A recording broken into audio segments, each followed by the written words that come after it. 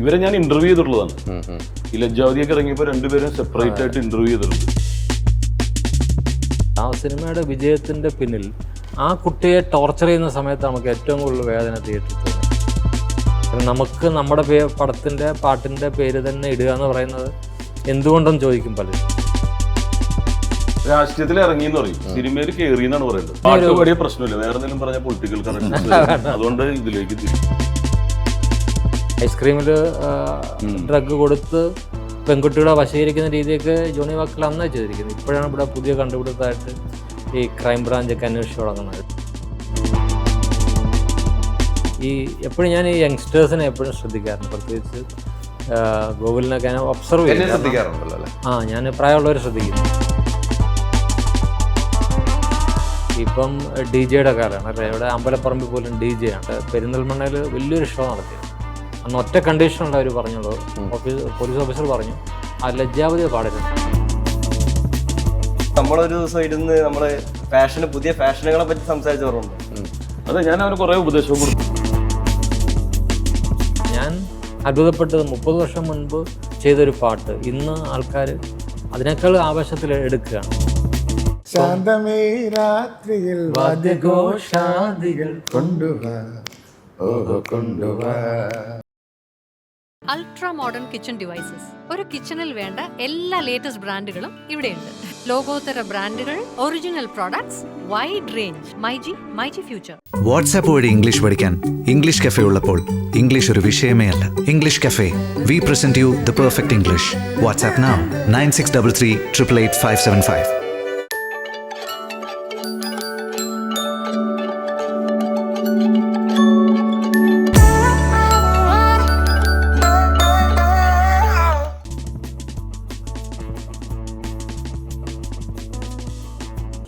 നമസ്കാരം. പുത്തൻ സിനിമയുടെ വിശേഷങ്ങൾ പങ്കുവയ്ക്കാൻ 4 അതിഥികൾ, 4 പേർക്കും സ്വാഗതം. ചായ ഉള്ളതുകൊണ്ട് കൈകൂപ്പണ്ട. സന്തോഷം.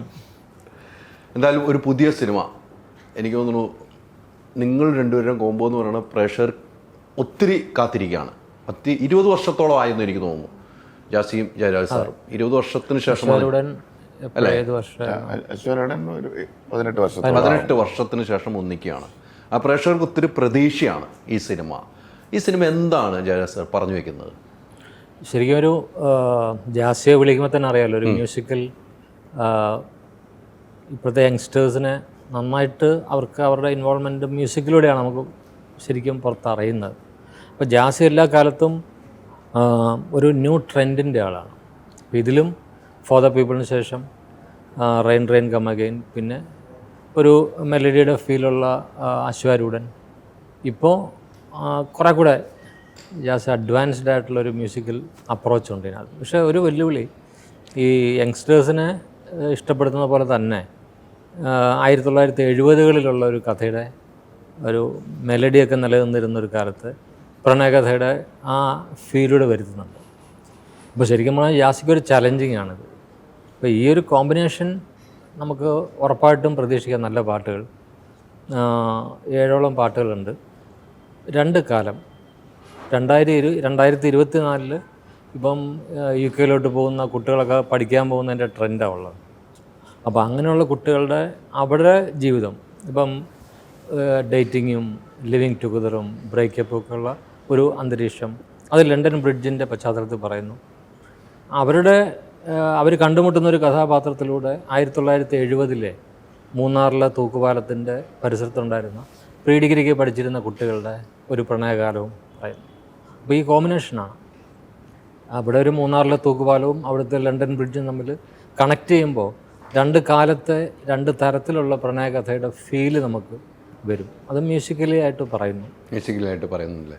എനിക്കൊന്ന് എസ്തറും ഗോകുലും ഇതിന് പറ്റിയൊരു കഥാപാത്രങ്ങൾ, ഇവരെ തന്നെ എങ്ങനെയാണ് സാർ എത്തിയത്, ഇവരിലേക്ക് തന്നെ എത്താൻ കാരണം ഗോകുലിൻ്റെ ഞാൻ ആടുജീവിതം കണ്ടതിന് ശേഷമാണ് ഗോകുലിൻ്റെ ഒരു വൈബ്രൻ്റ് ആക്ടിങ്. കാരണം പൃഥ്വിരാജ് ചെയ്യുന്നുണ്ട്, അതിൻ്റെ കൂടെ തന്നെ ഒരു ആക്ടർ, പ്രത്യേകിച്ച് ആ മരണരംഗവും അവൻ്റെ ആ വെള്ളത്തിന് വേണ്ടി ദാഹിച്ചിട്ടുള്ള അതൊരു പുതിയ ആക്ടർ ചെയ്യുമ്പോൾ നമ്മൾ ശരിക്കും അത്ഭുതപ്പെടുത്തും. അപ്പോൾ ഒരു ഭയങ്കര ഒരു ടെൻഡർ ഫീല് അവന് വേണം തോന്നി. അല്ലെങ്കിൽ പഴയ കാലത്തിൻ്റെ ഒരു നിഷ്കളങ്കത ഇല്ലെങ്കിലും നിഷ്കളങ്കത വേണമെന്ന് ആഗ്രഹിക്കുന്നത് അപ്പോൾ അങ്ങനെ ഒരു ഭയങ്കര റൊമാൻറ്റിക്കാണ്. ഞാൻ ഇതിനോട് പറഞ്ഞു, ആ പാട്ടിൻ്റെ പല സിറ്റുവേഷനിലും നസീർ സാറിൻ്റെ കാലം പോലെ പാട്ടുകളിൽ അവൻ്റെ എക്സ്പ്രഷൻ ഭയങ്കര റൊമാൻറ്റിക്കാണ്. പ്രത്യേകിച്ച് മാറുകഴി എന്നുള്ള പാട്ട് ജാസിയുടെ നല്ലൊരു മെലഡിയാണ്. പിന്നെ എസ്തർ നമ്മൾ ആ ദൃശ്യം കാണുമ്പം എസ്തറിൻ്റെ മുഖത്തുള്ളൊരു ഇന്നസെൻസ്, ആ സിനിമയുടെ വിജയത്തിൻ്റെ പിന്നിൽ ആ കുട്ടിയെ ടോർച്ചർ ചെയ്യുന്ന സമയത്ത് നമുക്ക് ഏറ്റവും കൂടുതൽ വേദന തിയേറ്ററിൽ തോന്നിയത്. അവളുടെ മുഖത്തുള്ളൊരു ഭയങ്കര ഒരു ഇന്നസെൻറ്റ് ഫീലുണ്ട്. പക്ഷെ അവളിപ്പം വളർന്ന് വലിയ കുട്ടിയായി. അപ്പോൾ അവളുടെ ഒരു പ്രധാന കഥാപാത്രത്തിലോട്ട് ഇൻവൈറ്റ് ചെയ്യുമ്പോൾ ആ ഒരു ഫീൽ ഓഫ് ഇന്നസെൻസ് തന്നെയാണ് നമ്മൾ ആഗ്രഹിച്ചിരുന്നത്. അപ്പം നിഷ്കളങ്കതയുള്ള ഒരു പെൺകുട്ടിയും അതേപോലെ ഹൈലി റൊമാൻറ്റിക്കായിട്ട് അവൻ്റെ ഫീലുള്ള ഒരു കഥാപാത്രം ചെയ്യാനായിട്ട് പിന്നെ ഗോകുലിനെ വിളിക്കുന്നു. അതാണ് എൻ്റെ അവരെ ഇൻവൈറ്റ് ചെയ്യാനുള്ള കാരണം. ഗോകുലെ ഈ ഒന്ന് പെട്ടത് ബ്ലെസ്സി സാറിൻ്റെ കയ്യിൽ, അടുത്ത ആള് ജയരാജ് സാറിൻ്റെ കയ്യിൽ. വലിയ ഭാഗ്യവാനാണ് കേട്ടോ, പറയാതിരിക്കാൻ പറ്റില്ല. വന്ന് വിടുന്ന കരങ്ങൾ ഒന്ന് ആലോചിച്ച് നോക്കുക. വലിയ എങ്ങനെ വന്ന് പെട്ടെന്ന് പറഞ്ഞാല് ഇവിടെ എന്റെ കുഴപ്പമില്ല. അപ്പൊ അതിലേക്ക് ഞാൻ പൊക്കോട്ടെ. ഇനി കോൺട്രവേഴ്സിയിലേക്ക് പോകും. അല്ല, ഞാൻ കരങ്ങളിലേക്ക് വന്ന് പെട്ടിരിക്കുകയാണ്. അതാണ് ഞാൻ ഉദ്ദേശിച്ചത്. എനിക്കൊരു ചായ കൊടുക്കാം, ഒരു ചായ കൊടുക്കാം. ഉണ്ടായിരിക്കാനാണോ? വ്യാഖ്യാനം നൽകിയതല്ലേ ഞാൻ പറഞ്ഞു. പെട്ടതെന്ന് പറയുമ്പോൾ ശരിക്കും പെട്ടുപോയി എന്നുള്ളതാണ്. കുടുങ്ങിപ്പോയി, ബാങ്കിലൊക്കെ ലോൺ എടുത്തിട്ട് പെട്ടുപോയി. ഇതങ്ങനെ കരങ്ങളിൽ പെട്ടു. അതിൽ എന്ത് അർത്ഥ വ്യത്യാസം ചെയ്യാൻ സാറേ? എന്ത് അർത്ഥ വ്യത്യാസം എന്ന് പറയാം. ഇനി വ്യാഖ്യാനിച്ചായിട്ട് അർത്ഥ വ്യത്യാസം അത് കഴിഞ്ഞിട്ട് അടുത്തേക്ക് പോയാൽ മതി. അതിപ്പം നമുക്കൊരു കംഫർട്ട് സോണുണ്ട് പെടലിൻ്റെ അകത്തല്ലേ, അവിടെ ഒന്ന് പെട്ടോണ്ട് രക്ഷപ്പെട്ടു എന്ന് പറയില്ലേ? അതുകൊണ്ട് ആ സോൺ എടുത്താൽ മതി. ഇറങ്ങിന്ന് പറയും. എന്തോ രാഷ്ട്രീയത്തിൽ ഇറങ്ങിന്ന് പറയും, സിനിമയിൽ കേറി എന്നാണ് പറയേണ്ടത്. കേറി എന്ന് പറയാം. ഓക്കെ, നമുക്ക് ഇതിലേക്ക് വരാം. പോയിക്കൊണ്ടിരിക്കണം കേട്ടോ. എന്തായാലും കരങ്ങളിലേക്ക് വിട്ടു. എന്റെ വ്യാഖ്യാനം അതാണ്. ബ്ലെസ്സി സാറിൻ്റെ അടുത്തേക്ക് വന്നു, പിന്നെ എത്തിയത് ജയരാജ് സാറിൻ്റെ അടുത്തേക്ക്. ഇതിൻ്റെ അപ്പുറത്തേക്ക് ഒരു ഭാഗ്യം പുതിയതായി വരുന്ന ആൾക്കില്ല എന്ന് തന്നെ നമുക്ക് പറയാൻ പറ്റും. തീർച്ചയായും അല്ലേ? അതും ഇപ്പോൾ ഒരു സർക്കാരിൻ്റെ സ്റ്റേറ്റ് അവാർഡൊക്കെ വാങ്ങിയിട്ട് വന്ന് ഇങ്ങനെ ഇരിക്കുമ്പോൾ നമുക്കും അഭിമാനമാണ്. ഞാനൊക്കെ ഇഷ്ടം പോലെ ഇഷ്ടപ്പെട്ട് അന്നൊക്കെ കുറേ ഇൻ്റർവ്യൂ എടുത്തിട്ട് പ്രേക്ഷകനാണ് ഞാൻ. അന്ന് നമ്മൾ കുറേ നേരം സംസാരിച്ചു. അതിനുശേഷം ഇന്നാണ് കാണുന്നത് എന്ന് എനിക്കറിയാം. പക്ഷേ ഈ സിനിമയിൽ എത്തിക്കഴിയുമ്പോൾ ഇപ്പോൾ സാറ് പറഞ്ഞ പോലെ നിഷ്കളങ്കമായ, എന്നാൽ അത്ര നിഷ്കളങ്കമില്ല എന്ന് സാറ് പറഞ്ഞു. അത് എന്തുകൊണ്ടാണ് സാറിൻ്റെ അടുത്ത് ചോദിച്ചു? ഇപ്പോഴെങ്കിലും ചോദിക്കും. അത് നമ്മൾ സിനിമയുടെ ഇടയിൽ നമ്മളും ഒരുപാട് കാര്യങ്ങൾ അങ്ങോട്ടും ഇങ്ങോട്ടും സംസാരിക്കാറുണ്ടല്ലോ. അപ്പോൾ കുറച്ച് ഒരു ചെറിയ പേഴ്സണലായിട്ടുള്ള രീതിയിൽ നമ്മൾ ചെറിയ രീതിയിൽ കണക്ട് ആയിട്ടുണ്ടാവല്ലോ. മേ ബി അതായിരിക്കാം അല്ലേ? അത് ഞാൻ ഈ റൊമാൻറ്റിക് വിഷയമാണ് പ്രത്യേകിച്ച്. കാരണം എങ്ങനെ പ്രണയിക്കുന്നുള്ളതാണല്ലോ, രണ്ട് കാലഘട്ടമാണല്ലേ. അപ്പോൾ ഇപ്പോഴത്തെ കാലത്ത് പ്രണയിക്കുന്ന രീതിയാണോ പഴയ കാലത്ത് എന്നുള്ള അവൻ എന്നോട് സംശയം ചോദിച്ചിരുന്നു. അപ്പോൾ അത് ഞാൻ പറഞ്ഞു കൊടുത്തു. പറഞ്ഞപ്പോൾ അവന് വളരെ എളുപ്പമാണ്. പ്രണയം എങ്ങനെയായിരുന്നു പഴയത്? എൻ്റെ 4.5 വയസ്സിൽ തുടങ്ങിയതാണ്. 4.5 വയസ്സിൽ? അതാണ് പ്രശ്നം. എന്നിട്ട് അത് ഒരുപാട് പറയാനുണ്ട്. പിന്നെ നമുക്ക് ഡീറ്റെയിൽഡ് ആയിട്ട് പിന്നെ പറയാം, സമയമെടുക്കും. ഇപ്പൊ പറയാൻ പറ്റില്ല. സാറ് കുറച്ചും കൂടെ വ്യാഖ്യാനിച്ച് കൊടുത്തപ്പോൾ അതൊന്നും അറിയാൻ വേണ്ടി നമുക്കൊരു ആഗ്രഹം. കാരണം പ്രണയം മനസ്സിലുണ്ടെങ്കിലേ ഉള്ളൂ. എങ്ങനെ? പ്രണയം മനസ്സിലുണ്ടെങ്കിൽ മാത്രമേ ഉള്ളൂ അത്രയും ഇൻറ്റൻസോട് കൂടി നമുക്ക് നല്ല പാട്ടുകൾ ചെയ്യാനും പ്രണയഗാനങ്ങൾ ചെയ്യാനും പ്രണയ സിനിമകൾ ചെയ്യാനും പറ്റുള്ളൂ. മനസ്സിലെന്നും പ്രണയം സൂക്ഷിക്കണം എന്ന് പറയുന്ന ആളാണ് ഞാൻ. അപ്പോൾ അവിടെ ഒരു കട്ട് കിട്ടില്ലേ? അപ്പം അതിനാണ് ലക്ഷ്യം. കാണുമ്പോഴും നമുക്കറിയാം, സംസാരത്തിലും ആ ജസ്റ്റേഴ്സിലും മനസ്സിലാവും എത്രമാത്രം റൊമാൻറ്റിക്കാണ്. ഇവിടെ വന്നപ്പോൾ തന്നെ പറഞ്ഞത് എന്താ വെച്ചാല്, ഈ സിനിമ കഴിഞ്ഞ് പോകുമ്പോഴേക്കും ഞാൻ പ്രണയിക്കാൻ പഠിപ്പിക്കും എന്നുള്ളതാണ് സാറിന്റെ ഒരു സത്യമായിട്ടോ. അത് ആ പാട്ട് മാർഗഴി എന്നുള്ള പാട്ട് കണ്ടാൽ മനസ്സിലാവും ശരിക്കും. അതിൻ്റെ ഓരോ മൊമെൻറ്റ്സും നമ്മുടെ ആ ഒരു കാലം ഓർമ്മ വരും. അതെ അതെ, അത് കൃത്യമാണ്. പക്ഷേ ഇത്തരം ഒരു സിനിമകളിലേക്ക് വന്ന് ഇപ്പോൾ സാറ് പറഞ്ഞ പ്രണയവുമായി ബന്ധപ്പെട്ട് ഒത്തിരി സിനിമകളുണ്ടല്ലേ? പ്രണയ സ്റ്റോറികൾ ഇഷ്ടംപോലെ സിനിമകൾ പണ്ട് ഇറങ്ങിയിട്ട് ഇപ്പോഴും ഇറങ്ങുന്നുണ്ട്. അതിലൊക്കെ ഈ ജാപ്സി എന്ന ഒരാളുടെ ഒരു മ്യൂസിക്കൽ ടച്ച് വരുമ്പോൾ അതിന് വേറൊരു ധ്രുവത്തിലേക്ക്, അല്ലെങ്കിൽ ഒരു ഏച്ചുകെട്ടലും ഇല്ലാതെ ആ കറക്റ്റ് സിറ്റുവേഷനിൽ പറഞ്ഞു പോകാൻ പറ്റുന്ന പ്രണയമായിരിക്കുമെന്നാണ് ഞാൻ വിശ്വസിക്കുന്നത്. അല്ല, സോങ് കൊണ്ട് അവിടെ വെറുതെ വെക്കില്ല. എന്തായാലും ജയരാജ് സാർ ഒരിക്കലും കൊണ്ട് അവിടെ വെക്കില്ല. അത്തരം ഒരു സിനിമയിലേക്ക് വന്നു കഴിഞ്ഞപ്പം എന്താണ് തോന്നിയത്? നമ്മൾ കോളേജ് ജീവിതമുണ്ട്, സ്കൂൾ ജീവിതമുണ്ട്, നമുക്ക് പ്രണയങ്ങളുണ്ട്, നമുക്ക് സുഹൃത്തുക്കളുണ്ട്. ഈ സിനിമയിൽ വന്നപ്പം എന്തൊക്കെ ഓർമ്മയിലേക്ക് വന്നു?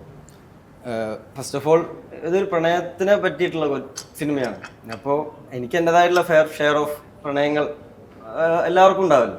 കൗമാരത്തിലായാലും ഇപ്പോൾ ഞാനിപ്പോൾ ഒരു യങ് അഡൽട്ടാണ്. അപ്പോൾ എനിക്ക് അതിൻ്റെതായിട്ടുള്ള ഷെയർ ഓഫ് പ്രേമങ്ങൾ ഉണ്ടായിട്ടുണ്ട്. തീർച്ചയായിട്ടും. പക്ഷേ എൻ്റെ പ്രേമങ്ങൾ എന്തായിരുന്നു, അതിൽ നിന്ന് കംപ്ലീറ്റ്ലി ഡിഫറെൻ്റ് ആയിരുന്നു ഈ സിനിമയിലുള്ള ഒരു അറ്റ്മോസ്ഫിയർ, ആ കാലഘട്ടം, അതിൻ്റെ നമ്മുടെ കഥാപാത്രങ്ങളായാലും ഒരു സാധാരണ ഗ്രാമീണനായിട്ടുള്ള നാട്ടുമ്പുറത്തുകാരനായിട്ടുള്ള മൂന്നാറിൽ ജീവിക്കുന്ന ഒരു ക്യാരക്ടറാണ്. അത് എൻ്റെ ഒരു ക്യാരക്ടർ വെച്ച് നോക്കുമ്പോൾ കംപ്ലീറ്റ് ഭയങ്കര കോൺട്രാസ്റ്റ് ആയിട്ടുള്ളൊരു സാധനം. അപ്പോൾ ഇവർ പ്രേമിക്കുന്ന രീതി, അത് നമ്മൾ പ്രേമിക്കുന്ന രീതി പോലെയല്ല. ഇപ്പോൾ നമ്മൾ പറഞ്ഞ പോലെ കണ്ണുകൾ കൊണ്ട് പ്രേമിക്കുകയും ഓരോ ജസ്റ്റേഴ്സ് കൊണ്ട് ഓരോ കാര്യങ്ങൾ നമ്മൾ കമ്മ്യൂണിക്കേറ്റ് ചെയ്യുകയും ചെയ്യുന്ന ഒരു കാലമായിരുന്നു അന്ന്. അപ്പോൾ ഇന്നത്തെ പോലെ നമുക്ക് ഓപ്പണായിട്ട് സംസാരിക്കാനോ അങ്ങനെയുള്ളൊരു സിറ്റുവേഷൻ അന്ന് മേ ബി ഉണ്ടായിട്ടുണ്ടാവില്ലായിരിക്കാം. അപ്പോൾ ആ ഒരു സാധനങ്ങൾ എങ്ങനെയാണെന്നുള്ളത് സാറിൻ്റെ അടുത്ത് നിന്ന് പഠിച്ചെടുക്കാനാണ്. സാറ് ഇപ്പോൾ പറഞ്ഞ ഒരു കാര്യത്തിൽ ചോദിക്കട്ടെ, ഇന്നത്തെ പോലെ നേരത്തെ പണ്ടത്തെ കാലത്ത് സംസാരിക്കാൻ ഒന്നും ഉണ്ടാകില്ല ഒരു ഇതുണ്ട്. സാറിൻ്റെ അടുത്ത് ചോദിച്ചോ സാറിന് അങ്ങനെ എന്തെങ്കിലും അനുഭവം ഉണ്ടായിട്ടുണ്ടെന്ന്? സാറിൻ്റെ അത് ചോദിക്കാതെ അവൻ അണ്ടർസ്റ്റുഡ് ആണല്ലോ. അല്ലാതെ സാറ് ഇതുപോലൊരു സിനിമ എടുക്കാൻ സാറിന് പറ്റില്ലല്ലോ. ആ ഫീൽ ഉൾക്കൊള്ളാണ്ട് അത് ഇത്ര നന്നായിട്ട് പ്രസന്റ് ചെയ്യാൻ പറ്റില്ലല്ലോ സാർ. എനിക്കൊന്ന് എസ്തറും ഗോകുലും ഒരു കോമ്പിനേഷൻ. ആ സിനിമ ഒത്തിരി പേർക്ക് ഇഷ്ടപ്പെടുന്ന രണ്ട് കഥാപാത്രങ്ങൾ അല്ലേ. ആട് ജീവിതത്തിലാണെങ്കിലും ഇപ്പോൾ സാറ് പറഞ്ഞ പോലെ രണ്ട് കാലഘട്ടം അതിനകത്ത് കാണിക്കണല്ലേ, നാട്ടിലെ കാലഘട്ടവും പിന്നീട് അവിടെയുള്ള കാലഘട്ടം. ഇതിലും അങ്ങനെ രണ്ട് കാലഘട്ടം കാണിക്കുകയാണ്. എസ്തറിനെ നമുക്കറിയാം, ഈ സാറ് പറഞ്ഞ ദൃശ്യം സിനിമ നമുക്ക് മനസ്സിൽ നോവായിട്ടിരിക്കുന്ന എസ്തറിൻ്റെ കഥാപാത്രമാണ്. നിങ്ങൾ രണ്ടും ഒന്നിക്കുവാണെന്ന് മനസ്സിൽ പറഞ്ഞപ്പോൾ സാറ് പറയാം നിങ്ങൾ രണ്ടുപേരാണ് ജോഡി എന്ന് പറഞ്ഞപ്പോൾ ആദ്യം നമ്മുടെ മനസ്സിൽ എത്തുന്ന പല ആർട്ടിസ്റ്റുകളും ഉണ്ടാവും. പക്ഷെ എസ്തർ ആണ് എന്ന് പറഞ്ഞപ്പോൾ എന്താണ് തോന്നിയത് ഗോകുലിന്? എസ്തർ ആണെന്ന് പറഞ്ഞപ്പോൾ ഓക്കെ, ഒരു നല്ലൊരു ആക്ട്രസിൻ്റെ കൂടെ വർക്ക് ചെയ്യാൻ പറ്റുക എന്നുള്ളൊരു തോന്നൽ തന്നെയാണ്. കാരണം നമ്മളെല്ലാവരും ദൃശ്യം കണ്ടിട്ടുണ്ട്. ദൃശ്യം കണ്ടപ്പോൾ സാർ നേരത്തെ പറഞ്ഞ പോലെ തന്നെ അവൾ അതിൽ ചെയ്തു വെച്ച കാര്യങ്ങളും നമ്മളെ ഇമ്പ്രസ് ചെയ്യിപ്പിച്ചിട്ടുണ്ട് ഒരുപാട്. അപ്പോൾ അതുപോലൊരു നല്ലൊരു ആക്ടറുടെ കൂടെ വർക്ക് ചെയ്യുക എന്നുള്ളൊരു ഫീലിംഗ്. പിന്നെ എൻ്റെ ആദ്യത്തെ നായിക കൂടിയാണ്. അത് എൻ്റെ ഒരു പെർസ്പെക്റ്റീവ് നോക്കുമ്പോൾ ഞാൻ ആദ്യമായിട്ട് ഒരുമിച്ച് അഭിനയിക്കുന്ന നായികയാണ്. അപ്പോൾ അത് എന്നെ സംബന്ധിച്ചൊരു എക്സൈറ്റിംഗ് കാര്യമായിരുന്നു. കാരണം നമ്മൾ ഇതുപോലെ ഒരുമിച്ച് പ്രേമിച്ച് അഭിനയിക്കുക, ഒരു കപ്പിളായിട്ട് അഭിനയിക്കുക എന്നൊക്കെ പറയുന്നത് ഒരു പുതിയ എക്സ്പീരിയൻസ് ആയിരുന്നു. അപ്പോൾ അത് മാക്സിമം എൻജോയ് ചെയ്തു. അതിൻ്റെ സൗഹൃദം ഇപ്പോഴും ഞങ്ങൾ കണ്ടുവരുന്നുണ്ട്. തീർച്ചയായിട്ടും. ഈ ടിനി എങ്ങനെയാണ് സാറിനെ വിട്ട് പിരിയാത്തോണ്ട് വെക്കുന്നതാണോ? അല്ല, ടിനി ഓൾമോസ്റ്റ് ഇപ്പൊ എന്റെ എല്ലാ സിനിമയിലും അതാണ് വിട്ട് ഇങ്ങനെ പിടിച്ച് നിൽക്കണോണ്ട് വെക്കുന്നതാണോ? അല്ല, ഞാൻ പിടിച്ചു വെച്ചിരിക്കുക. ടിനിയോട് ആദ്യം അഭിനയിക്കണം എന്ന് പറഞ്ഞത് ഞാനാണ്. സിനിമയിലേക്ക് ഇൻവൈറ്റ് ചെയ്തത് ഞാനാണ്. അല്ലേ ടിനി?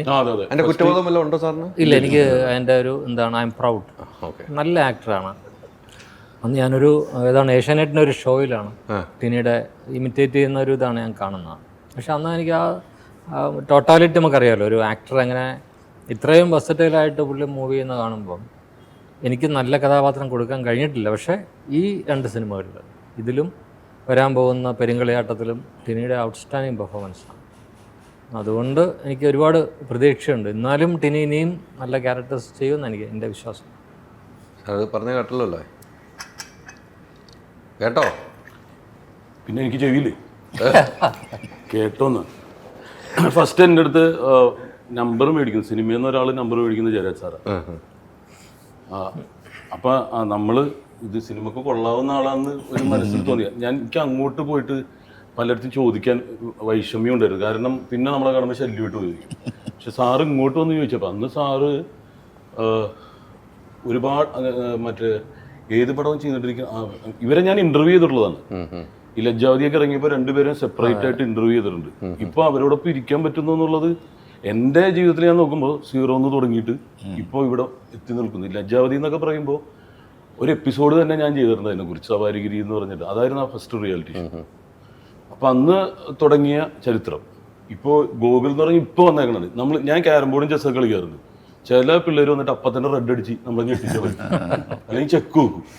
അതുപോലെ ഫസ്റ്റ് തന്നെ ചെക്ക് വെച്ച് കളഞ്ഞു. സ്റ്റേറ്റ് അവാർഡും അതൊക്കെ കിട്ടിക്കഴിയുമ്പോൾ നമ്മളെ സിനിമ ഞെട്ടിക്കുക. ഒരു കലാരം വന്നിട്ടുണ്ടെങ്കിൽ വെറുതെ ഇങ്ങനെ സൈലൻ്റ് ആയിട്ട് പോയിട്ട് കാര്യമില്ല, ഞെട്ടിച്ചാലേ ശ്രദ്ധിക്കപ്പെടുള്ളൂ. അപ്പോൾ ഗോകുലും ഞെട്ടിച്ച ആളാണ്. അപ്പോൾ ഞെട്ടിച്ച ആൾക്കാരോടൊപ്പം ഇരിക്കാൻ പറ്റുന്നത് ഭാഗ്യമാണ്. സാധാരണ വെടിക്കെട്ടുകാരാണ് ഞെട്ടിരിക്കുന്നത്, പക്ഷെ ഇവരെല്ലാം ഞെട്ടിച്ചിട്ടുള്ള പ്രതിഭകളാണ്. അല്ല, അന്ന് സാറ് ഫോൺ നമ്പർ വാങ്ങിക്കൊണ്ട് പോയി, അത് വല്ലാത്തൊരു അനുഭവമായിരിക്കും അല്ലേ? നമ്മൾ ചോദിക്കാനുള്ള സാറ് മേടിക്കുന്നു. അപ്പം ടിനി എന്ന ഒരാളിൽ നിന്നും ആ കല എങ്ങനെ ചെയ്യിക്കാൻ പറ്റും സാറ് തിരിച്ചറിഞ്ഞിട്ടായിരിക്കുമല്ലോ വാങ്ങിയത്. അല്ല, കറക്റ്റ് സമയത്താണല്ലോ തരുന്നത്, നമ്മൾ വെറുതെ ദുരുപയോഗം ചെയ്തില്ല. അപ്പോൾ ക്യാമൽ സഫാരിയിൽ ഞാനൊരു പള്ളിയിലച്ഛൻ്റെ വേഷം ചെയ്തിരുന്നു. അതൊരു ഹ്യൂമർ സംഭവമായിരുന്നു. പിന്നെ പെരുങ്കളിയാട്ടം ചെയ്തതിന് ശേഷമാണ് ഞാൻ ഈ ശാന്തമിയിൽ വന്നത്. അതിലെല്ലാത്തിലും ഒരു ആക്ടർ എന്നുള്ള രീതിയിൽ എനിക്ക് പ്രൂവ് ചെയ്യാൻ പറ്റുന്ന വേഷങ്ങളാണ്. ഇതിൽ ഞാൻ എൻ്റെ ഏജല്ല പ്ലേ ചെയ്തിരിക്കുന്നത്. എസ്തറിൻ്റെ അപ്പന. കുറച്ച് സസ്പെൻസ് ഉള്ളത് പുറത്തു പറഞ്ഞാൽ ശരിയാവില്ല, അതുകൊണ്ട് അത്രയും മാത്രം പറയാം. അപ്പനായിട്ടാണ്. പിന്നെ ജാസിയുടെ ഒക്കെ ഒപ്പം ഇരിക്കാൻ പറ്റുമെന്ന് എനിക്കും മ്യൂസിക് ഇഷ്ടമുള്ള ഒരാളാണ്. പക്ഷെ ഞാൻ ഇൻ്റർവ്യൂ ചെയ്യുമ്പോൾ അന്ന് റാപ്പ് ഇറക്കിയിട്ടുള്ള ആളാണ്. ഇപ്പം അത് ട്രെൻഡിങ് ആയിട്ട് മാറി. ഒരാളെ ലോഞ്ച് ചെയ്യാൻ പറ്റും, പക്ഷെ അവർക്ക് നിലനിൽക്കാൻ ഭയങ്കര ബുദ്ധിമുട്ടാണ്. ഞാൻ ശ്രദ്ധിച്ചിട്ടുള്ളതാണ്. പലരും കയറി ഇറങ്ങി പിന്നെ കാണാണ്ട് ഉണ്ട്. ജാസി സ്ഥിരം കീപ്പ് ചെയ്യുന്ന ഗ്രാഫ് എന്ന് പറഞ്ഞാൽ സെയിമാണ്. ആൾക്കാരിൽ ഇപ്പോഴും ഫയർ ഉണ്ടാക്കുന്നത്. സ്റ്റേജ് ഷോസും പുള്ളി ഇപ്പോഴും സിനിമയും വിടുന്നില്ല, സ്റ്റേജ് ഷോയും വിടുന്നില്ല, TV ഇൻ്റർവ്യൂസും വിടുന്നില്ല. അങ്ങനെ ലൈം ലൈറ്റിൽ നിൽക്കാൻ പറ്റുന്നത് ഗോഡ്സ് ബ്ലെസ്സിങ് ഉണ്ടെങ്കിലേ പറ്റുള്ളൂ. ഒരാൾ വന്ന് ഇറങ്ങാൻ പറ്റും, പക്ഷേ അത് മെയിൻറ്റെയിൻ ചെയ്ത് പോകണമെങ്കിൽ കഴിവ് തന്നെയും ഹാർഡ് വർക്കും വേണം. തീർച്ചയാണ്. അപ്പോൾ ഞാനൊക്കെ പഠിക്കുന്നത് ഇദ്ദേഹത്തിൻ്റെ നിന്നാണ്. അന്ന് ട്രെൻഡ് സെറ്റർ ആയെങ്കിൽ ഇപ്പോഴും ആ ട്രെൻഡ്, റാപ്പിൻ്റെ ട്രെൻഡ് ഫസ്റ്റ് വേണമെന്ന് ഇദ്ദേഹമാണ്. അന്ന് നമ്മളെല്ലാവിധം മ്യൂസിക്കുകളും ശ്രദ്ധിക്കുമായിരുന്നു. അപ്പോൾ മലയാളത്തിൽ ഒരാൾ നമ്മുടെ ഇഷ്ടത്തിന് നമ്മുടെ ടേസ്റ്റിനും വന്നു കഴിഞ്ഞപ്പോൾ നമ്മൾ ആഘോഷിക്കുകയായിരുന്നു. ആഘോഷത്തിൻ്റെ ഭാഗമായിട്ട് ഇതേ വീണ്ടും എത്തുന്നു. അപ്പോൾ അത് ട്രെൻഡ്, മ്യൂസിക്കിൻ്റെ ട്രെൻഡ് മാത്രമല്ല, ജാസിയുടെ ശബ്ദം ഒരു യുണീക്കാണ്. അതൊരു എനിക്ക് തോന്നുന്നു ഇന്ത്യൻ സിനിമയിൽ അതുപോലൊരു ശബ്ദം ആദ്യമായിട്ടാണ് വരുന്നത്. നമ്മളത് കേട്ടപ്പം എല്ലാവരും ഒന്ന് അല്ലേ ത്രില്ലായി. ഒരു ഡിഫറെൻറ്റ് ഈ പറഞ്ഞ 18 വർഷത്തിന് ശേഷം നിങ്ങൾ ഒന്നിക്കുന്നു. അത് ആലോചിച്ച് നോക്കണം. ആ 18 വർഷം പ്രേക്ഷകർ വീണ്ടും പ്രതീക്ഷിക്കുകയാണ്, എന്തൊക്കെ പ്രതീക്ഷിക്കുകയാണ് ഈ സിനിമയിൽ. അതിൻ്റെ ഒരു ഭയം ഉണ്ടോ? അല്ല, 18 വർഷത്തിന് ഇടയ്ക്കൊക്കെ ചെയ്തിരിക്കുന്ന ഈ സിനിമയിൽ ഇങ്ങനെ ഒരു സാധനം, ആ വലിയൊരു ഇടവേള, ഒത്തിരി സ്റ്റൈൽ ചേഞ്ച് ഉണ്ടായിട്ടുണ്ട്. അത് മൊത്തം സോങ്ങിൻ്റെ സ്ട്രക്ചറിലാണെങ്കിലും ട്രീറ്റ്മെൻറ്റിലാണെങ്കിലും 20 വർഷത്തിൻ്റെ വ്യത്യാസം ഒരുപാടുണ്ട്. ജാസിയെ പോലെ പാടുന്ന ഒരുപാട് പേര് വന്നു. പലതരത്തിൽ റാപ്പും റഗയൊക്കെ പാടുന്നവരുണ്ട്. പല സ്റ്റൈലുകളും ഓൾറെഡി ഇൻട്രൊഡ്യൂസ്ഡ് ആയി മലയാളം മ്യൂസിക്കിൽ. പിന്നെ ഈ എല്ലാ പരീക്ഷണങ്ങൾക്കും ഭാഗമായി കഴിഞ്ഞു സിനിമ. അപ്പം അതിനകത്ത് നിന്നിട്ട് പ്രത്യേകിച്ച് ഇതിൽ ഈ പീരീഡ് ബേസ് ചെയ്തിട്ടുള്ള സ്റ്റഫ് ചെയ്യാൻ വേണ്ടി കുറച്ച് ടൈം എടുത്തു. അതാണ് ഈ 1970s മെലഡി പാട്ടാണ് ജാസി കൂടുതൽ സമയം എടുത്തത്. കാരണം ടൈം എടുത്തത് നമ്മൾ അത് കുറച്ചൊരു ടാസ്ക് പോലെയായിരുന്നു. കുറച്ച് 2-3 സോങ്സ് ഉണ്ട്. അതൊരു ഇച്ചിരി ഒരു പ്രശ്നം. പിന്നെ നമ്മുടെ ഫീൽഡിനകത്തുള്ളത് നമുക്ക് സാറുമായിട്ട് ഡിസ്കസ് ചെയ്ത് പെട്ടെന്ന് ചെയ്യാൻ പറ്റും. പീരീഡ് ഡിസ്ക്രൈബ് ചെയ്യുന്നത് ഒരു ഇച്ചിരി സംഭവമായിട്ട്. കാരണം ഇതിലൊരു പബ് ക്രോൾ സോങ് ഉണ്ട്. പബ് ക്രോൾ എന്ന് പറയുന്നത് ഇപ്പം അവിടെയൊക്കെ ഉള്ളൊരു കൾച്ചറാണ്. കാരണം ഒരു പബ്ബിൽ നിന്ന് കയറി അടുത്ത പബ്ബിൽ പോയി അങ്ങനെ നേരം വെളുക്കുന്നവരെ ഒരുപാട് പബ്ബുകളിൽ കയറി ഇറങ്ങി ഒരു ദിവസം ഒരു രാത്രി മുഴുവൻ കഴിയുന്ന ഒരു യങ്സ്റ്റേഴ്സിൻ്റെ ഏറ്റവും വൈബ്രൻ്റ് ആയിട്ടൊരു എക്സ്പ്രഷനാണ് പബ് ക്രോൾ. അതൊരു പാട്ടായിട്ട് ചെയ്തിട്ടുണ്ട്. അത് ജാസിക്കൊരു വെല്ലുവിളിയാണ്. കാരണം ഓരോ പബ്ബിൽ ചെല്ലുമ്പോഴും അവിടുത്തെ ബീറ്റും അല്ലെങ്കിൽ അവിടുത്തെ ആംബിയൻസും ഡിഫറെൻ്റ് ആയിരിക്കും. ഇതിൻ്റെ ഇടയിലൊരു റണ്ണിങ് പാത്തുണ്ട് അടുത്തതിലേക്ക് പോകുന്നത്. അങ്ങനെ പോകുന്ന കണക്റ്റിങ് അതൊരു സോങ് ആയിട്ടാണ്, ഒരു ലെങ്തി സോങ് ആയിട്ടാണ്. അപ്പോൾ അത് UK ഉള്ള പല പബ്ബുകളിലും അങ്ങനെ വന്ന് നേരം വെളുക്കുമ്പം ഒരു സൺറൈസിലേക്ക് എത്തുന്ന അവരുടെ ഒരു സോങ് ആണ് കുറച്ച് വെല്ലുവിളി. ടിനിനെ കൊണ്ടായിരുന്നു അവിടെ? ഇല്ലില്ല, അത് അവിടെ ഒന്നും കൊണ്ടുപോകാൻ പറ്റില്ല. അതായത് നിർത്തകതയുള്ള അടി വൈകുന്നേരം രാവിലെ തീർക്കുന്ന പെട്ടെന്ന് റിലേറ്റ് ചെയ്യാൻ പറ്റുമല്ലോ. ടിനിനെ കൊണ്ടുപോയിട്ടില്ല സാറ്. ടിനി നമ്മൾ ഇവിടുത്തെ ലോക്കൽ ചീട്ടുകളിയാണ്. ഈ ക്യാരക്ടർ ചീട്ടുകളി ഭയങ്കര ഇഷ്ടമുള്ള ആളാണ്. ഈ ടിനി ചെയ്യുന്ന ക്യാരക്ടർ ചാൻസ് ഇട്ട് പോയി ചീട്ട് കളിക്കും. അതാണ് പ്രധാന കഥാപാത്രത്തിന്റെ സ്വഭാവം. നമ്മുടെ ട്രോളിങ് അവിടെയാണ്. അങ്ങോട്ട് പോകാനുള്ള സമയം പോലും ഇല്ല നമുക്ക്. മക്കളങ്ങോട്ട് പോകട്ടെ, പഠിച്ചോട്ടെ അല്ലേ. ഞാൻ സ്റ്റോറി ഓഫ് 2 ബ്രിഡ്ജസ്. ശരിക്കും 2 ബ്രൈഡ്സും ഉണ്ട് ഇതിൻ്റെ അകത്ത്. 2 ബ്രിഡ്ജസ് ആൻഡ് 2 ബ്രൈഡ്സ് ആണ്. കറക്റ്റാണ് ക്യാപ്ഷൻ. നോക്കിയപ്പോഴാണ് കണ്ടത്. ഈ ഇതിന്റെ ടൈറ്റിലാണ് കേട്ടോ, നമ്മളൊരു സോങ്ങിന്റെ ടൈറ്റിലാണ് ഇത്. ശാന്തമീ രാത്രി എന്നൊരു സോങ്. ആ സോങ് എത്രമാത്രം ഇഷ്ടപ്പെട്ട സോങ്ങാന്ന് എല്ലാവർക്കും അറിയാം, പ്രേക്ഷകർക്ക് എല്ലാവർക്കും അറിയാം.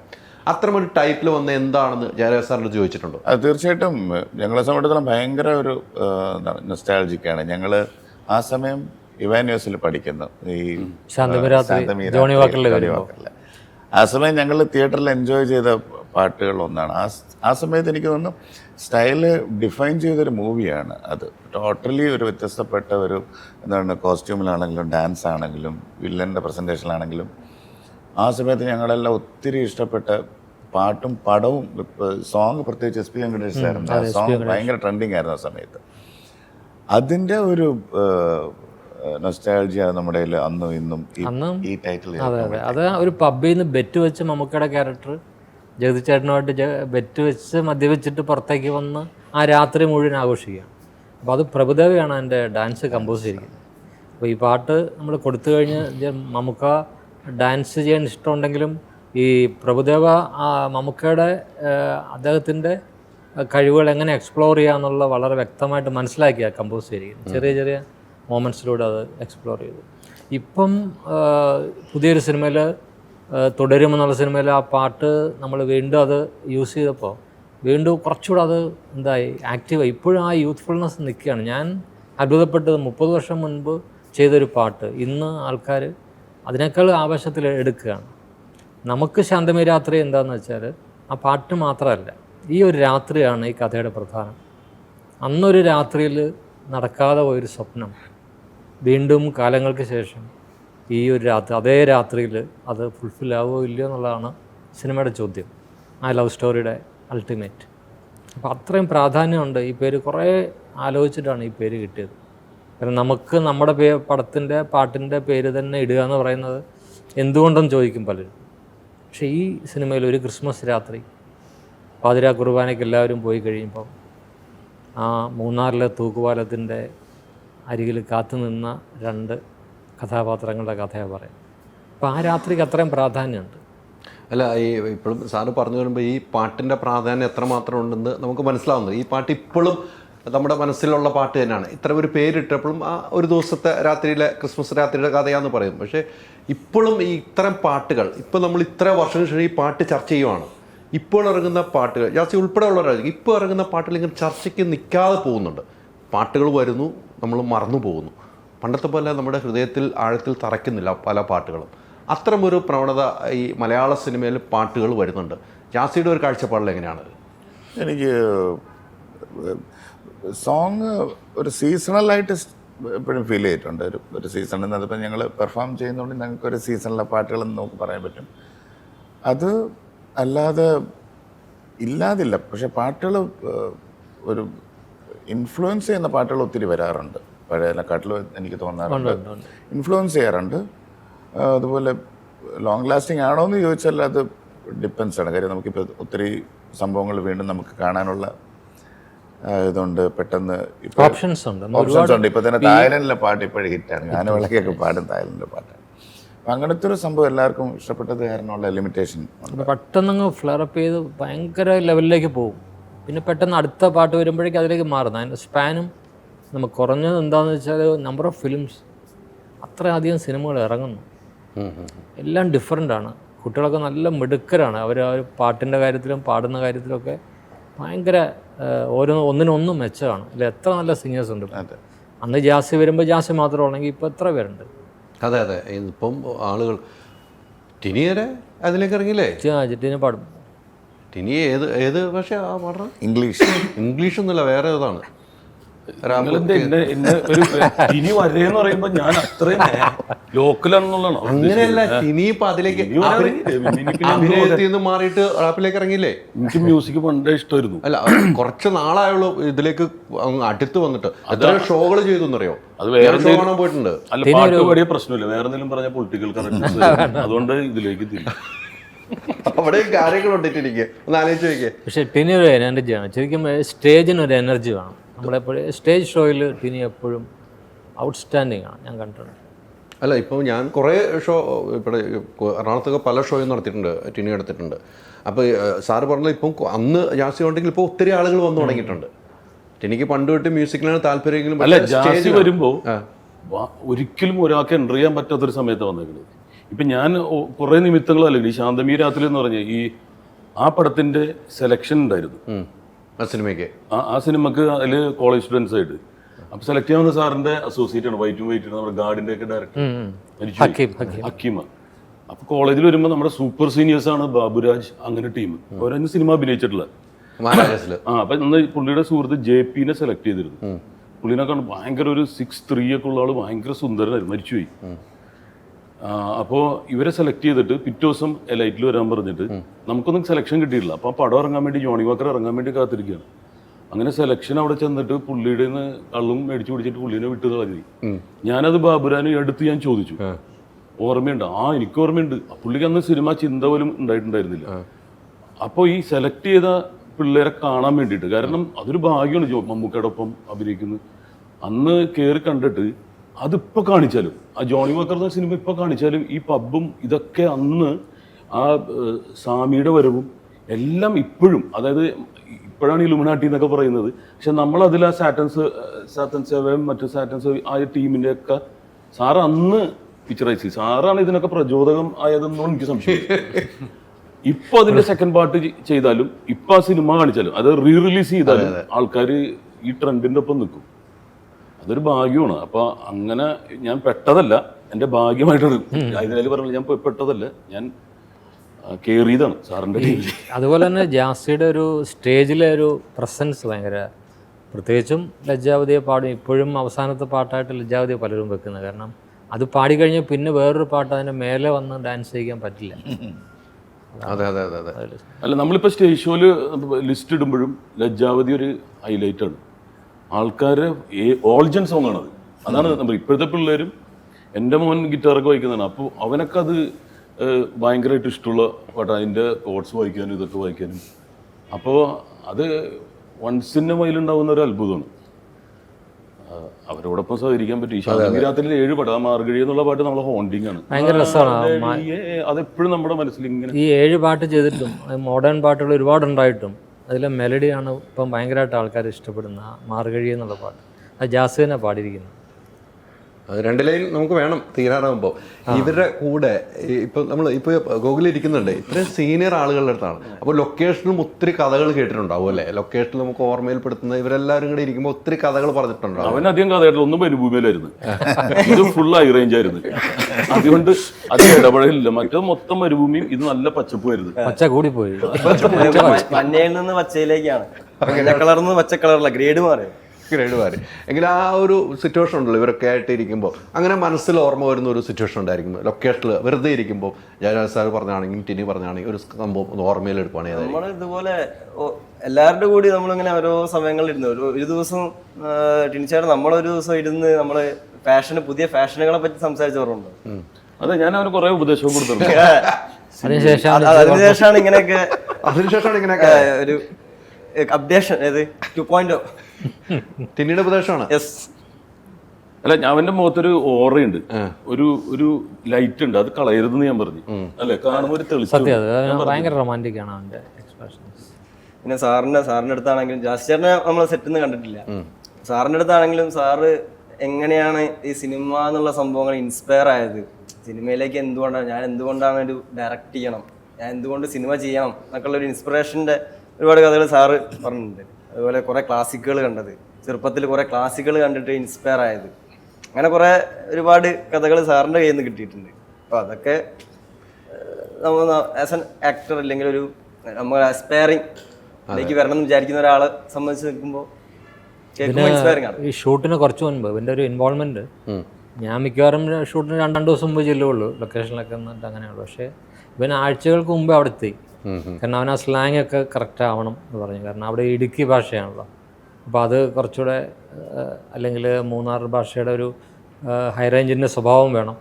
അപ്പോൾ അതിന് അവിടെ പോയി താമസിച്ചു. പക്ഷെ ആ താമസിക്കുന്ന സമയത്ത് കൂടുതൽ ദിവസം പനി പിടിച്ച് കിടപ്പായി. കാരണം മരുഭൂമിയിൽ നിന്ന് ഇങ്ങോട്ട് കാട്ടിലോട്ട് വരില്ല, പെട്ടെന്ന് പോയപ്പോൾ അതായിരുന്നു അവസ്ഥ. അവിടെ അങ്ങനത്തെ ഒരു അവസ്ഥയിൽ പെട്ടു. പക്ഷെ അതൊരു കണ്ടീഷനിങ്, ഈ അസുഖം വരുന്ന അവന് ഇഷ്ടമാണ്. കാരണം അതിൽ നിന്നൊരു തിരിച്ചു വരുന്ന വേറൊരാളായിട്ടാണ്. അങ്ങനെയാണ് ഇതില് അല്ലേ, തൂക്കുപാലത്തില് ഈ കേവസ് ഒക്കെ ഉണ്ടാകുമ്പോഴാണ്, ഇത് ചലഞ്ചസ് ഉണ്ടാകുമ്പോഴാണല്ലോ നമുക്ക് ഒരു പവർ കിട്ടുള്ളൂ. പക്ഷെ അവിടുത്തെ ഒരാളായി മാറി. ഞാൻ ചെന്നപ്പോഴേക്കും അവിടുത്തെ ഏലപ്പാറയിലെ എല്ലാവർക്കും അറിയാം ഗോകുലിനെ. അവിടെ ആക്ടറായിട്ടൊന്നുമില്ല, എല്ലാം അവിടെ ചായ കുടിക്കാൻ പോകുന്നു, രാവിലെ ആ പാലത്ത് നടക്കാൻ പോകുന്നു. അങ്ങനെ ഗോകുൽ അവിടെ മിക്സ്ഡായി. അതുപോലെ നമ്മുടെ സെറ്റിട്ട് അവിടെ ചായക്കടയുടെ സ്ഥലത്ത് അവിടെ അടുത്ത് ഒരുപാട് വീടുകളുണ്ട്, അവിടെ താമസിക്കുന്ന ഒരുപാട് പേരുണ്ട്. ഒരു ദിവസം അവിടെ ഷൂട്ടിംഗ് ഒക്കെ നടക്കുന്നുണ്ട് എന്ന് പറഞ്ഞിട്ട് ഒരു ആള് വന്നു, ഒരു 55-60 വയസ്സുള്ള ആള് അത്യാവശ്യം അടിച്ചിട്ടുണ്ട്. അപ്പൊ ആള് ഷൂട്ടിംഗ് നടക്കുന്ന കണ്ടപ്പോ അവിടെ ഇവനാണോ നായകൻ എന്നൊക്കെ പറഞ്ഞിട്ട് എന്നെ ഇങ്ങനെ വിളിച്ചുകൊണ്ടുപോയി, വീട്ടിലേക്കൊക്കെ കൊണ്ടുപോയി കുറച്ച് ചായയൊക്കെ തന്ന്. അപ്പൊ വീട്ടിൽ അവിടെ ആളുടെ ഫാമിലിയൊക്കെ ഉണ്ട്. ആളുടെ ഫാമിലി തന്നെ തരിപ്പാണ് ഇതാണെന്നൊക്കെ പറഞ്ഞിട്ട് ആക്കണ്ട്. പക്ഷെ പ്രശ്നമില്ല, ആൾക്ക് ഭയങ്കര സ്നേഹം ഉണ്ടായിരുന്നു. ജനുവിന്റെ ഒരു സിനിമ, അതൊക്കെയാണ് ഈ സിനിമ ഒരു കോമൺ മാൻ്റെ അടുത്ത് എങ്ങനെ ഇൻഫ്ലുവൻസ് ചെയ്യപ്പെടുന്നു എന്നുള്ളതാണ് അതിന്റെ ഒരു സംഭവം. ആള് സിനിമയെ ഇഷ്ടപ്പെടുന്നുണ്ടെങ്കിൽ ഞാൻ ആരാന്നും കൂടി അറിയാതെ നായകനെ വിളിച്ച് വീട്ടിൽ കൊണ്ടുവന്ന് ചായയും വീട്ടിൽ സൽക്കരിക്കുക എന്നൊക്കെ പറയുന്നത് അതാ ആൾക്ക് ആ കോമൺ മാൻ എന്നുള്ള സിനിമയോടുള്ള ഇൻഫ്ലുവൻസ്. അറേഞ്ചുകാർക്ക് പൊതുവെ സ്നേഹം കൂടുതലാണ്. ഹൈദരാലിനാണ് ഉദ്ദേശിച്ചത്. എന്റെ ജില്ലയല്ലേ, അപ്പൊ എനിക്ക് അഭിമാനത്തോട് പറയണം, ഇടുക്കി എന്റെ ജില്ലയല്ലേ, അഭിമാനത്തോട് എനിക്ക് പറയാം. ഇടുക്കിയിലാണോ? എന്റെ വീട് തൊടുപുഴയാണ്, ഇടുക്കി ജില്ലയാണല്ലോ. അപ്പൊ എന്റെ ജില്ലക്കാരൻ അങ്ങനെയാണ്, ടിനിയെ പോലെ അല്ല. അവിടെ എങ്ങനെ ഇതുണ്ടായിരുന്ന ഞാൻ ചിന്തിച്ചോണ്ടിരിക്കുന്നത്. എല്ലായിടത്തും ഉണ്ടാവുമല്ലോ ഒരു അല്ലേ? അല്ല ഞാൻ ആർക്കാണെങ്കിൽ എടുക്കാം. സാറിപ്പോ ഈ ന്യൂജന്റെ കൂടെ കൂടി മൊത്തം മാറിയിട്ടുണ്ട് സാറേ. അതാണ് എനിക്ക് ഭയങ്കര സന്തോഷം. സാറ് മൊത്തം അല്ല ഞാൻ ചെന്നപ്പോ ഗോകുൽ ഒരു കുപ്പി ഇങ്ങനെ ഇടക്കിടക്കിങ്ങനെ സിപ്പ് ചെയ്യുന്നുണ്ട്. അപ്പൊ ചോദിച്ചിട്ട് എന്താ തണുപ്പ് കാരണമാണോ നോക്കിയപ്പോ കഫ് സിറപ്പാ. നല്ല ചുമയുണ്ടായിരുന്നു അല്ലേ? 5.1 സറൗണ്ടിങ് സിസ്റ്റം ആയിരുന്നു. തണുപ്പ് കാറാന്ന് നമ്മൾ ചിന്തിച്ചു പോയി. അല്ല ഞാൻ ആദ്യം വന്നിട്ടല്ലേ ഉള്ളൂ. അപ്പൊ ഇങ്ങനെ സിപ്പ് ചെയ്തോണ്ടിരിക്കണം ഇടയ്ക്ക് ഇങ്ങനെ. അപ്പൊ ഞാൻ നോക്കിയപ്പോ കപ്പ് ഇങ്ങനെ ചെറുതാണല്ലോ കുപ്പി, ഇനി എന്താന്ന് സംഭവം എന്നറിയില്ല. അപ്പൊ നോക്കി കഴിഞ്ഞപ്പോ ഇതായിരുന്നു കഫ് സിറപ്പ്. പുള്ളി നല്ല ചെണ്ട ഓടണ പോലത്തെ സൗണ്ട്. സാറ് മൊത്തത്തിൽ മാറിയിട്ട് സാറേ, ന്യൂജനായി. ഞാൻ ഓരോ സിനിമയിലും മാറും, ആ സിനിമയുടെ സ്വഭാവം അനുസരിച്ച്. ഇപ്പൊ അടുത്ത പെരിങ്കളിയാട്ടാ ഞാൻ വേറൊരു അത് ഭയങ്കര സീരിയസ് ആയി. ഞാൻ ലൊക്കേഷൻ വന്നതാണല്ലോ, ഓർക്കുന്നുണ്ടല്ലോ. കാരണം ഈ എപ്പോഴും ഞാൻ ഈ യങ്സ്റ്റേഴ്സിനെ എപ്പോഴും ശ്രദ്ധിക്കാറുണ്ട്, പ്രത്യേകിച്ച് ഗോകുലിനൊക്കെ ഞാൻ ഒബ്സർവ് ശ്രദ്ധിക്കാറുണ്ടല്ലോ അല്ലേ? ഞാൻ പ്രായമുള്ളവരെ ശ്രദ്ധിക്കും. അപ്പം പ്രായമുള്ളവരെ എനിക്ക് കൂടുതൽ ഇഷ്ടം. പ്രായമുള്ളവരല്ലേ പ്രത്യേകിച്ച് തൊഴിൽക്കാരെ എന്തായാലും ഇഷ്ടപ്പെട്ടാ മതി. അതല്ലേ. അപ്പം അവരുടെ മ്യൂസിക് സെൻസ് അല്ല, അവരെന്താണ് അവരുടെ ടേസ്റ്റ്, അവരുടെ കോസ്റ്റ്യൂം, അല്ല അവരുടെ ഡ്രസ്സിങ്, അല്ലെങ്കിൽ അവർ എന്താണ് അവരുടെ തമാശകൾ, ഇതൊക്കെ ഒബ്സർവ് ചെയ്യും. അപ്പോൾ അങ്ങനെയാണ് പലപ്പോഴും ഞാൻ ഈ തരത്തിലുള്ള സിനിമകൾ അല്ലെങ്കിൽ യങ്സ്റ്റേഴ്സിൻ്റെ സിനിമകൾ ചെയ്യുമ്പോൾ എപ്പോഴും അപ്ഡേറ്റ് ആകാൻ ശ്രമിക്കാറുണ്ട്. അപ്പോൾ അല്ലെങ്കിൽ നമുക്ക് ഒരിക്കലും ജോണി വാക്കർ പോലെ സിനിമ ചെയ്യാൻ പറ്റില്ല.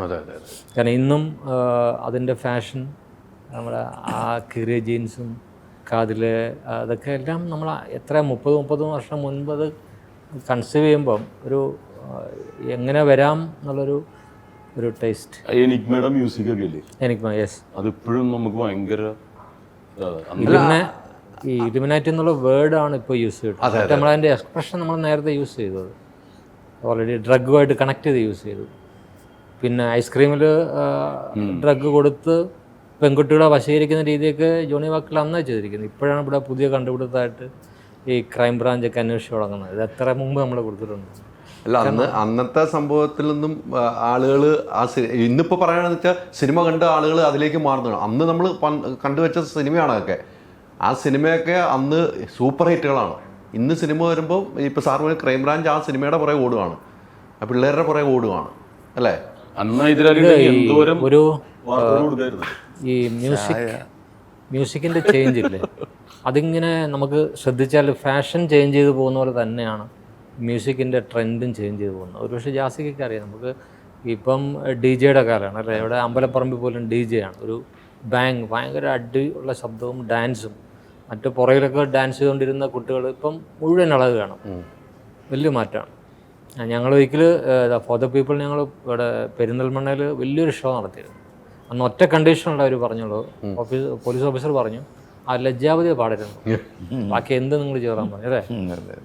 അങ്ങനെ ലാസ്റ്റ് പ്രോഗ്രാം തീരാറായപ്പം ആരോ വിളിച്ചു പറഞ്ഞു സാധു പാടണമെന്ന് പറഞ്ഞു. ജാസി പാടി, അടുത്ത് ലജ്ജാവതി. പിന്നെ ഏറ്റവും പുറകിരുന്ന എല്ലാവരും സ്റ്റേജിലുണ്ട്. അന്ന് കംപ്ലീറ്റ് കസേര ഓടിഞ്ഞു. അപ്പോൾ ഇതൊരു ഭയങ്കര ഒരു എന്താണ്, ഈ മ്യൂസിക്കിൻ്റെ ഒരു യങ്സ്റ്റേഴ്സിനെ ഇൻഫ്ലുവൻസ് ചെയ്തിരിക്കുന്നത് വളരെ കൂടുതലായിട്ടുണ്ട്. ഇപ്പം അവർ എക്സ്പ്രസ് ചെയ്യാൻ ആഗ്രഹിക്കുന്നുണ്ട്, ഡാൻസ് ചെയ്യുന്നുണ്ട്, പെൺകുട്ടികളും ഡാൻസ് ചെയ്യുന്നുണ്ട്. അതെ അതെ, ഇപ്പൊ എല്ലാം പണ്ട് അങ്ങനെ ആയിരുന്നില്ല സാറിന്. ഇപ്പൊ എല്ലാവരും ഫ്രണ്ടിൽ ഡാൻസ് ചെയ്യാൻ ആർക്കും മടിയൊന്നുമില്ല, ആർക്കുമില്ല.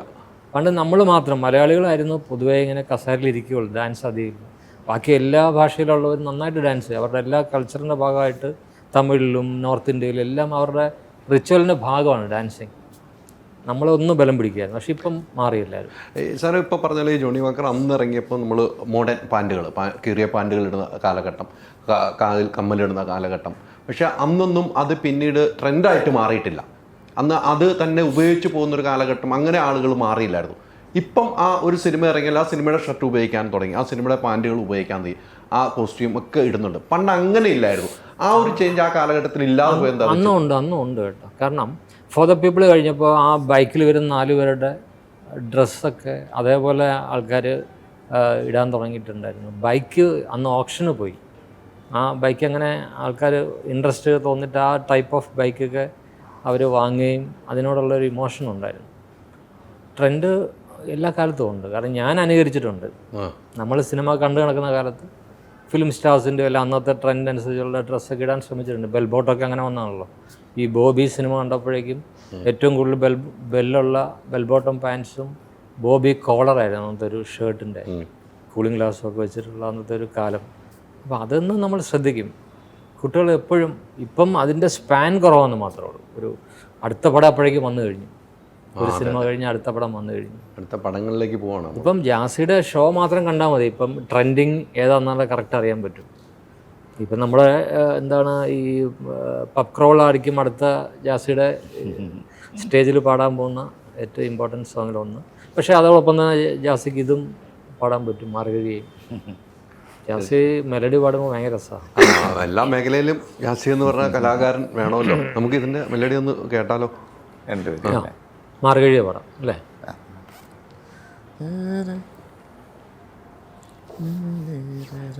എല്ലാം 9-ാം തീയതി അല്ലേ സാറേ?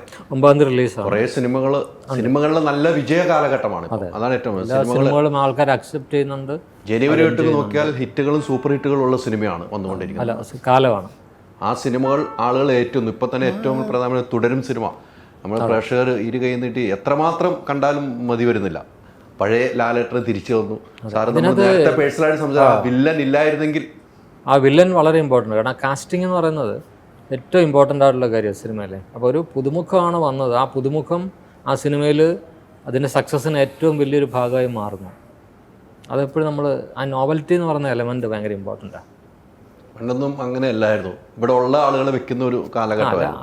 അന്ന് എല്ലാ കാലത്തും ഒരു നോവൽറ്റി വളരെ വലിയ സക്സസ് ആയിട്ടുണ്ട്. കാരണം ഷോലയിലെ ഗബ്ബർ സിംഗ്, കിരീടത്തിലെ കീരിക്കാടൻ ജോസ്, എല്ലാം ആ ഒരു ക്യാരക്ടർ അത് അയാൾ അതിന് മുൻപ് അഭിനയിക്കാതിരിക്കുകയെന്നല്ല. കാരണം ആ ഫസ്റ്റാണ് അയാളുടെ എപ്പോഴും ഒരു ആ കൈൻഡ് ഓഫ് ഇമ്പ്രഷൻ കിട്ടുന്നത്. സാറ് തുടരെ കണ്ടു കഴിഞ്ഞപ്പോൾ സാറിന് തോന്നിയ ഈ വില്ലൻ്റെ കാര്യം മാത്രമല്ല, ലാലേട്ടൻ എന്നൊരു വ്യക്തിയാണ്. നമ്മൾ മോഹൻലാലിൻ്റെ ഒത്തിരി സിനിമകൾ കണ്ടിട്ടുണ്ടല്ലോ, ഒത്തിരി സിനിമകളുണ്ട്. ആ ലാലേട്ടൻ്റെ എല്ലാ സിനിമകളും കോർത്തിണക്കിയ ഒരു സിനിമ പോലെ എനിക്ക് ഏറ്റവും കൂടുതൽ നമുക്ക് ഫീൽ ചെയ്യുന്നത് വെച്ചാൽ ഒരു ജെന്യുവനായിട്ടുള്ള ഒരു ആക്ടർ അദ്ദേഹത്തിൻ്റെ പെർഫോമൻസ് നമ്മൾ ആഗ്രഹിക്കുന്നുണ്ട്, അത് ഫുൾഫിൽ ചെയ്യുന്നുണ്ട് അല്ലേ? അപ്പോൾ അദ്ദേഹത്തിൻ്റെ റേഞ്ചും എല്ലാവർക്കും അറിയാം. അപ്പോൾ അദ്ദേഹത്തിന് കേപ്പബിളായിട്ടുള്ള ക്യാരക്ടേഴ്സ് അപൂർവമായിട്ടൊക്കെ കിട്ടുമ്പോൾ അതൊരു ശരിക്കും അദ്ദേഹം പെർഫോം ചെയ്യുന്നുണ്ട്. അതിൻ്റെ കൂടെ ബാക്കി എല്ലാ എലമെൻസും ചേരുന്നു. ഇപ്പം തരുൺ ആസ് എ 3ാമത്തെ സിനിമ ആയിട്ടുള്ളൂ. തരുണിൻ്റെ ഒരു നല്ലൊരു ഡയറക്ഷൻ്റെ വളരെ കൈയടക്കത്തോടു കൂടി ചെയ്തൊരു എങ്ങനെ വേണമെങ്കിൽ പാളിപ്പോകാവുന്ന കൺട്രോൾഡാണ്. പിന്നെ ഷാജിയുടെ ഫോട്ടോഗ്രാഫി, മ്യൂസിക്, എല്ലാം കൊണ്ടും എല്ലാം കൊണ്ടും ഓക്കെയാണ് ആ സിനിമ. നമുക്കൊന്ന് മ്യൂസിക് ഉണ്ടല്ലോ, കോപ്പിറൈറ്റ് വരുമോ? ഇല്ല. ഇത് കൂടെ പാടിയിരിക്കുന്ന വർഷ രഞ്ജിത്ത് എന്ന് പറഞ്ഞൊരു പുതിയ സിംഗറല്ല, ഒത്തിരി എക്സ്പീരിയൻസ്ഡ് ആയിട്ടുള്ളൊരു സിംഗർ. ഞാൻ ഞങ്ങളുടെ പാടിയ മാർഗഴിയെ നിന്നീലവാർ മുടിയിൽ തിരുകുന്ന പൂവേതോ കരവീരമോ കൈതയോ കാട്ടുചമ്പകമോ മാർഗഴിയെ നിന്നീലവാർ മുടിയിൽ തിരുകുന്ന പൂവേതോ കരവീരമോ കൈതയോ കാട്ടുചമ്പകമോ. 2 വരി പാടാൻ പറയും. കറക്റ്റ് 2 വരിയും ഭയങ്കരമായിട്ടോ. സോറി, 3ഉം 4ഉം പാടൂല്ലേ ഇപ്പോഴും.